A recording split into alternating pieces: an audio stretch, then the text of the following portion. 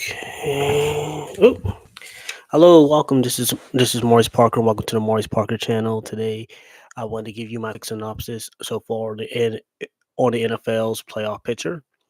In the AFC, we got the Kansas City at number one. Number two, we got the Buffalo Bills. Number three, we got the Pittsburgh Steelers. Number four is the Houston Texans. Number five is the Baltimore Ravens. Number six is the Denver Broncos. Number seven is the Chargers. So one through four, the Chiefs, the Bills, the Steelers, and Texans all clinch a playoff spot in the AFC. In the NFC, the number one team is the Lions. Number two is the Eagles. Number three is the Buccaneers. Number four is the Vikings. Sorry, number four is the Rams. Five is the Vikings. Six is the Packers. And seventh is the Commanders. And of those teams, only three of them clinch the playoff spot: the Lions, Eagles, and Vikings. So as I was watching the game this week on the NFL Week 14, a few things stood out to me. First of all, that Thursday night game for the 49ers and Rams was just crazy. Cooper Cup had no reception yardage. It was a kick fest. The defenses just knew each other too well. In the end, the 49ers came up short. I believe the final score was 12-6, which is crazy. It was a field goal game. I'll talk about the 1 o'clock games. Well, first of all, shout out to gotta give respect to the Baltimore Ravens. They handled business against the Giants. The 35-14, Lamar Jackson was part of five touchdown passes. He had more touchdowns than completions. I know people go on him a lot about knowing their numbers because he's a two-time MVP. The playoff losses, I don't necessarily think they're all on him. But I realize you're judged differently when you have won the amount that he's won and trying to compare them to different athletes like Mahomes and all them. He is himself. Got to give respect to Kansas City to pull off a 21-7 win on the Cleveland Browns. That was very impressive by them, by the way. Unfortunately for them, Mahomes did suffer a high ankle sprain. I think that's going to be very detrimental to them if he has to miss really more than 2 or 3 weeks. I think he is the catalyst that moves him forward. He's one of the players on this team who's been blessed to have great teammates, great friends, and he's a great competitor and leader. And he is a humble person. I do feel bad. You never want somebody to get injured. I'm glad that he was able to walk out the field, be safe, secure, and all those things, which makes the injury, it's just crazy. He hasn't been getting hit a lot this year. They have been winning a lot of one-score games. I think this is pivotal because if they had to play the Buffalo Bills, who, by the way, had a shootout with the Detroit Lions, man, it was 48-42. Josh Allen's put on another heroic performance. I mean, he has been playing at the MVP level as well. 5 touchdowns, I think, 2 rushing touchdowns, three passing touchdowns on against the Dan Campbell led team. And it's crazy. Detroit has down their own injuries. Their top tier running back, Sonic and Knuckles, they call them uh, Josh Gibson, David Montgomery goes down. It's just insane how he was at 755 yards. Now he has to get surgery because his PCL, which is sad. You always never want to hope about that. Hope he gets better. And with my Pittsburgh Steelers, we went to Philadelphia. We had not won there since 1965. Unfortunately, that trend has continued. Philadelphia, got to get them all the respect. They came out hot, fiery. Steelers had a lot of turnovers to special teams. We had a forced fumble that we got. We had a punt that we got back. We was not able to capitalize. When we got in the red zone, when we was driving, if you remember Michael Orr, remember the Titans, the block that he had somebody near the stands. Darnell Washington has Darius Slay. The play is kind of over. He's like taking him out of the field, basically to the sideline. Of course, nobody's going to want to tolerate that. The play's over, and of course, flags are getting thrown. You would think both teams would get called for personal penalties, but unfortunately, the Steelers were the ones that got caught. I thought both teams should have got flagged, honestly. Not just because it's my team. I just think in other situations, both teams normally get penalized for it, but that's not the way it happened. A.J. Brown was having a phenomenal day to call over the middle. We somewhat contained Barkley, but Devontae Smith had his day. Jalen Hurts was remarkable. Their defense was really good. Although Russell Wilson didn't throw no interceptions, I think the fumble by Najee kind of changed the momentum of the game for us. We went off to lose in a tough game with Philadelphia, 27-12, and understandably, people were thinking, "Oh, you're frauds." And Steelers, I'm as a Steelers fan, as the NFL, you don't worry about those things. You just got to perform each week. still think we could get it done next week against the Ravens, and I do believe we could beat the Chiefs. Although, it's definitely going to be a tough mountain to climb. Uh, but yeah, I give all credit to Philadelphia. They proved that they're one of the best. Why they're one of the best teams in the NFC, and I've always said the Detroit Lions is the best team in the NFL. And my defense used to be they got the same records as the Chiefs, but now that they're 12-2, I still think the Detroit Lions is the best team in the NFL. I do think they're the most complete team in the NFL. But Philadelphia has definitely now have made that push now to me to say, hey, you might not want to look back on us.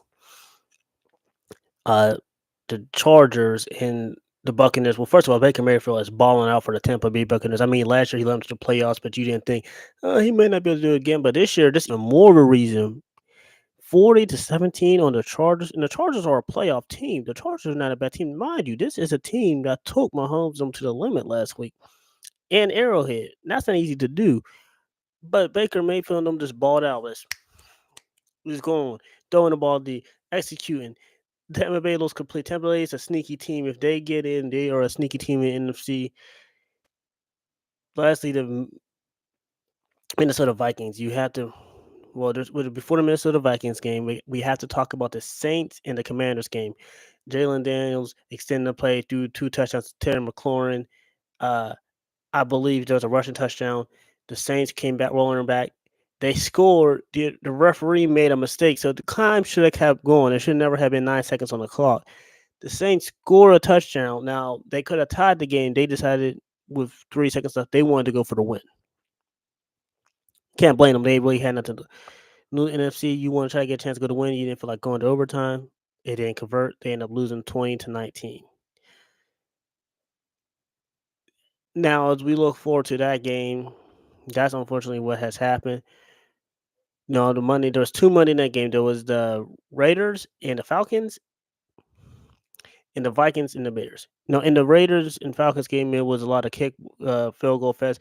Kirk Cousins did throw an interception, but he did throw a nice, beautiful touchdown to Drake London, which has to be commended. That was a nice touchdown. I think they was able to hold the Raiders, to 9 points, 15. They won 15-9. People don't think it should have been that close, but this is the NFL. They're both we're playing against grown men against each other, who's playing football at the highest level. Anybody could be anywhere on any given day. The Falcons end up winning to keep themselves alive for the NFC South. They're 1 game behind Tampa.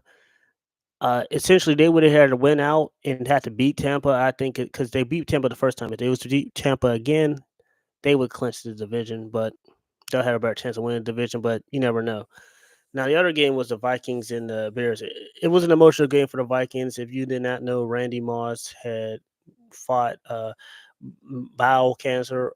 It was a sad situation to see. They came out, had his jersey out for Moss. He had actually had successful surgery to remove the cancer from his body. And when Justin Jefferson had caught a touchdown, he said, "This is for you, for Randy. We love you. This is for you." And that is awesome because for all those years he did those amazing, great things for the Vikings. I think Justin Jefferson is on his way to becoming the Vikings great. If he's not already, he's on his way to becoming one of the great Viking receivers of all time. Of course, you have Chris Carter, you have Randy Moss, all those other receivers who did phenomenal. I mean, Adam Thielen has a good honorable mention. Stephon Diggs has to get his honorable mention. If you would imagine what a team would have been if they had Kirk Cousins, Justin Jefferson, Stephon Diggs, and Adam Thielen, that is insane if they had that team. But they're still winning with Sam Darnold. And just to put this clarify on my thoughts, that is amazing.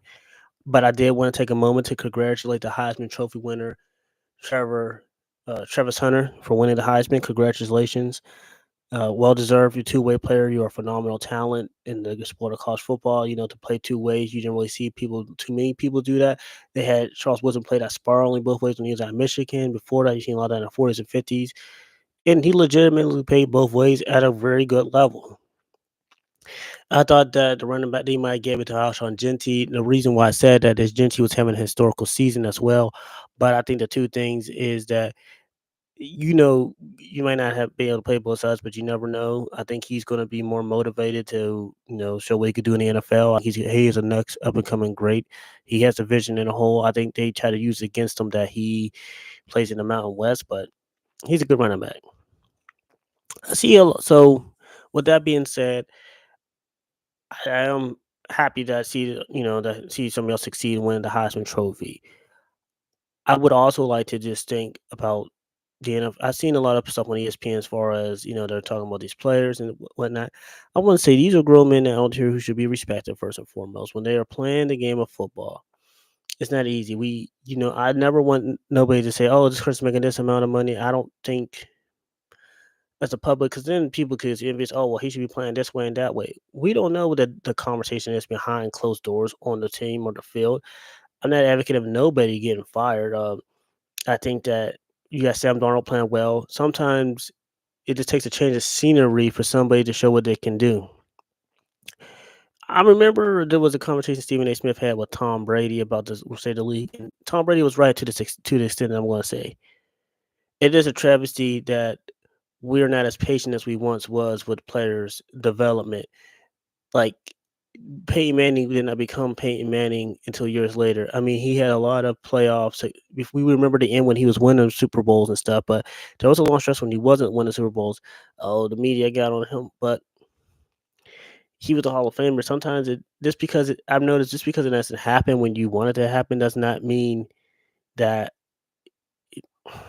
it doesn't mean that the person that's special. I'd say the same thing for Lamar.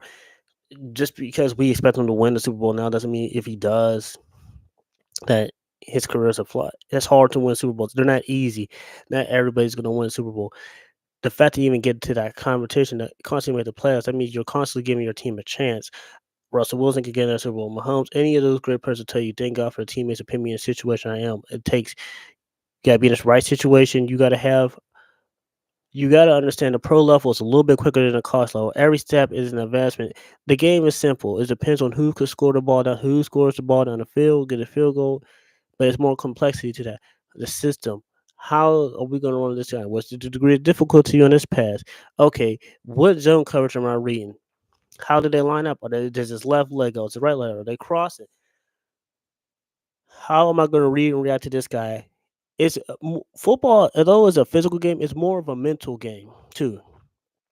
Because you guys, as a on the offense, you had to make the defense get a look that you know that you can exploit. As a defense, you want to bait and react to get there. And the worst thing you could do is not have a guy prepared to play at the level in the NFL level because then we'll say, "Oh, they're a bust," whatnot. That's not necessarily true. You know what made Tom Brady great? You know what they did to Patrick Mahomes? They sat behind a very good quarterback. Drew Bledsoe had won to a Super Bowl, sat behind, learned the system, ends up getting his moment when Mo Lewis hits Drew Bledsoe, and Brady takes advantage of that. Goes on to do phenomenal things with the teammates he had.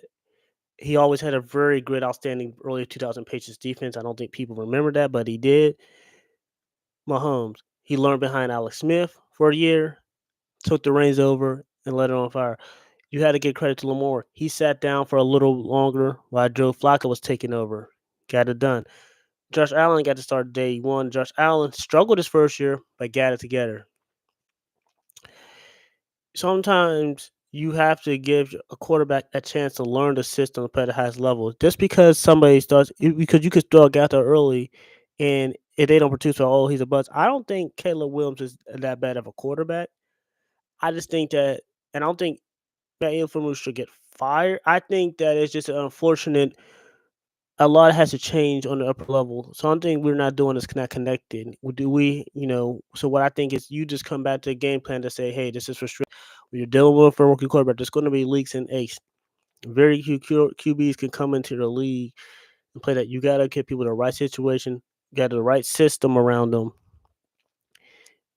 and want them to perform their best, everybody to reach their potential. Because to make it into the National Football League, you're one of the best players to make it. Because only like less than 1% of all college make it to the NFL. That's amazing. The NFL It's not an easy league to play in, and I commend all those people for making it. You guys are playing at the top of your perfection. You're living out your dreams. You're living out your goals and admiration. I just want to see y'all succeed. The best thing that they can do in the National Football League, honestly, is just take time to develop talent. It's not about getting rushing out people to see what they can play. That's like making somebody take a test that they're not prepared for. That's not fair to them because if they fail, they will say, "Oh, these are but well, you didn't give me time to prepare to see what I can do." You have to give these quarterbacks chances to learn learn the game, to be a student, to learn at the NFL level. Give them time to diagnose the play. Give them time to learn. And when they are ready to perform, you let them get that time. Don't let the media, don't let nobody rush you. You get time to perform, and do what you gotta do in the level. It will pay off. Believe me, that hard work will pay off. That determination and grit pays off. It always pays off. And that is what I will say about that. You got to be able to give these guys time to learn the system, the game, and just the overall ability to be successful. I think that's the same measure we should use in life. I want it to be known that all these players should be commendable and respected. I think that's very important in the National Football League and collegiate football and any sport, any profession. I just want to make sure these guys get the respect that they deserve because you know they work hard every day. They still got that kids and family, and I've always told myself that I wanted it to be known that these guys are just should be respected. I would say like I want to see the announcers really show the enthusiasm like that John Madden's had Pat Summerall. I see that with Troy Aikman. I do. I see Brady's coming into his own a little bit. I see Tony Romo doing that. I see Kevin Harlan really be enthusiastic about it. Uh, you have to Phil Sims did it. I want it to be there's Chris Collinsworth. He does it. Mike Tirico. Al Michaels. I you know that's what the fans want. You want the enthusiasm of being on the field because it's special. We're getting these best players out there playing hard. That's going out there competing and everything that goes along with it. It by gosh, I respect every one of you. And I want to say thank you to my viewers. Thank you to the people subscribing. Thank you for the people who's taking time out to listen to me talk. And I know it's been a longer video. I just want to say thank you so much for allowing me to give you my little thoughts and synopsis because I know you could have go to ESPN and go to any other big time YouTube show channel, rightfully so. Thank you for your patience. Thank you for your support. Thank you for all this, you know, hearing me out for the last few minutes. I definitely appreciate it. And I can't wait to come back to you for some more content. Each of you have a nice and blessed day.